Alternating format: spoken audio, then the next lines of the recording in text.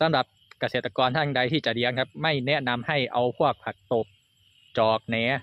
มาลงบ่อนะครับเพราะว่ามันจะควบคุมยากผักตบนี่จะควบคุมยาก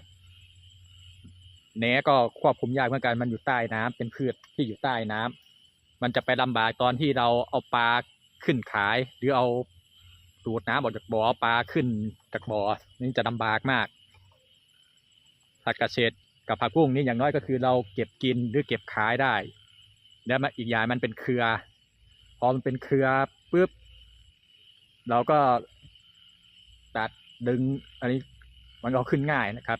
ใช้คาดใช้อะไรกวาดมันขึ้นง่ายส่วนผักตบนี่จะเป็นกิ่งก้างอะไรมันขาดถ้าคุณปล่อยไว้เพียง2 หรือ 3 เดือนนี้โอ้โหบ่อขนาด2 งานนี้คือเต็มแหละขึ้นเต็มแหละผักตบเนี่ยถ้าเราปล่อยทิ้งไว้ไม่มาดูแล2-3 เดือนนี้ขึ้นเต็ม